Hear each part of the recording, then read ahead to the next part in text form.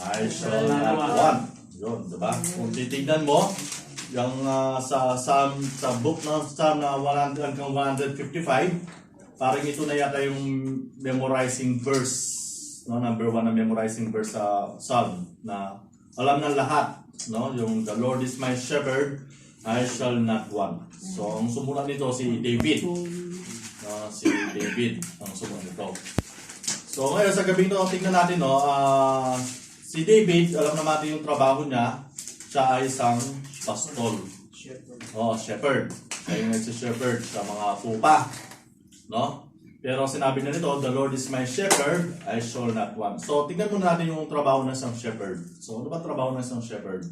Diba, ang shepherd ay siya yung nag-aalaga sa mga tupa niya, siya yung nagpo-provide, diba, pinoproteksyonan niya, inilalayo niya sa kapahamakan yung mga shepherd niya, yung mata niya laging nakaantabay sa mga pinapastulan niya. Diba, lagi nang binabantayan. Kahit mainit yung panahon, hindi niya iniiwan kapag dinala niya sa damuhan yung kanyang mga pinapastulan. Diba? Ganun yung trabaho ng shepherd. So, inalagaan niya yung mga tupa niya, hindi niya pinababayaan, lagi nakabantay sa kanya. At hindi niya inayaan makahamak. No? Ganun yung shepherd. So, ngayon sabi ni David dito, no? The Lord is my shepherd, I shall not want. So, tila parang bandang huli ngayon dito, si David, siya yung naging tupa. Sipin nyo, no? Shepherd siya ng mga tupa.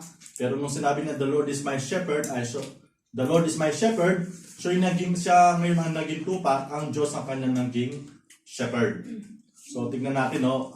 Kung titignan mo rin, no? Si Lord ang naging shepherd niya. So, ibig sabihin, yung ginagawa ni David sa kanyang mga tupa, so, ganun din yung gagawin ni Lord sa mga pinapastulan niya. No? Inaalagaan niya, siya nagpo-provide, no? Siya lagi nakabantay, no? Hindi inayaan niya mapahamak. So, ganun yung trabaho ng shepherd. So, nung sinabi ni David dito na the Lord is my shepherd, ibig sabihin, si David yung naging tupa rito at ang ating Panginoon ang siyang naging pastol niya. Amen? So, kung titignan mo, no, doon sa John chapter 10, no, maraming binanggit, maraming mga sa Bible maraming binanggit na napakabuti nating shepherd. Panginoon. Sabi niya sa John 10, di ba? John 10 is a good shepherd, sabi niya doon. Tapos sa Hebrew chapter 13, sabi niya doon, is a great shepherd. Sa 1 Peter chapter 5, sabi niya, is a chief shepherd. No? Remember, God is our shepherd. Means God will care of you, God will provide for you, God will protect you, and God will concern about you.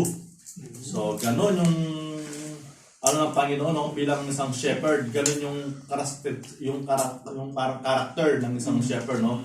Yung pagiging shepherd ng ating Panginoon sa atin, na ikaiingatan niya, siya ay magpo-provide para sa iyo, and siya ay magpo-protect sa iyo, and God will concern about you, no? Nung sinabi ni David na the Lord is my shepherd, parang sinasabi niya na ang gusto niya mag-alaga sa kanya ang Diyos, no? Sinasabi niya na di ko kakayanin na in my own, no?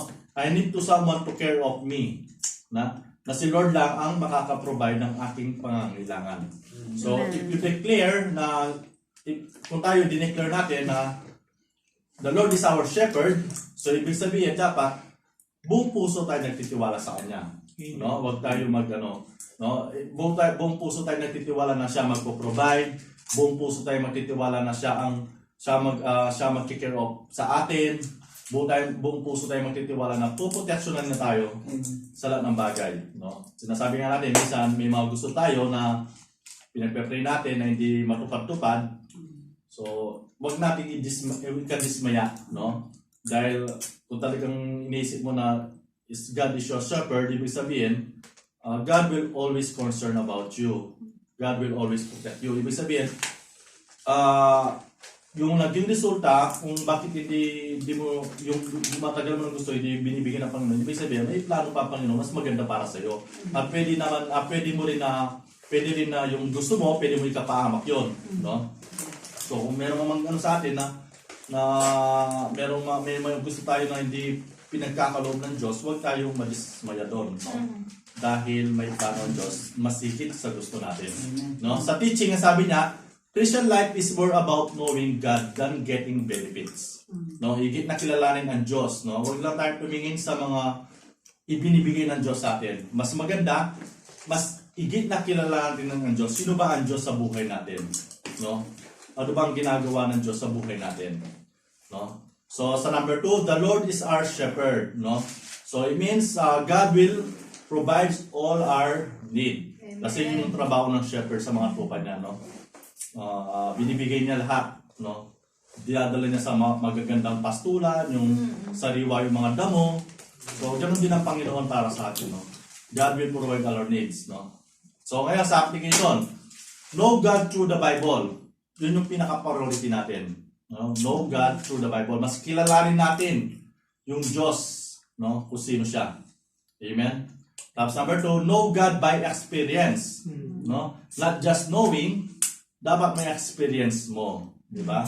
Mas maganda kasi yung may experience mo talaga yung Panginoon sa buhay mo. No? Right now, kahit mabasa ka ng basa ng Bible, kung hindi mo naman siya may experience, hindi ka maniniwala. Ngayon, ang tanong, bakit hindi mo na-experience ang ating Diyos? No? Siguro, may mga hindi ka buong puso nagtitiwala sa Kanya, or ikaw ay disobedience, kahit di mo na-experience. No? So, mas maganda talaga, hindi lang natin siya dapat makilala through by name, dapat makilala, may experience din natin yung kabutihan ng Diyos. No? Kagaya kay David, sabi niya, the Lord is my shepherd. Bakit? Lagi niyang pinoproteksyonan. No? Sabi nga niya, ba nung pinalaban niya si Goliath, no? Ang Diyos, lagi niyang sumasandig talaga sa Panginoon. No? Hindi siya nagtitiwala sa sarili niyang lakas. So, nagtitiwala sa kayang gawin ng Panginoon. No? Kaya nga natalo niya si Goliath. Hindi dahil sa kanyang lakas, kundi dahil sa Panginoon. So, dapat may experience natin yung kabutihan ng Diyos. No? Tapos, ang pangatlo, yung trust the shepherd. No? Always trust God. Yan yung pinakaano natin dyan. Yung lagi pinagdidiinan na turo sa atin. Na magtiwala tayo sa Diyos. No? Huwag tayong mag-ano sa Kanya. Huwag tayong mag-wave yung ating pananampalataya. So, always trust God. No? The shepherd. No? So, yun lang. Napaikli, no? Pero dito sa Hebrew chapter, ay sa Peter, chapter 5, verse 7, ang sabi na doon, no?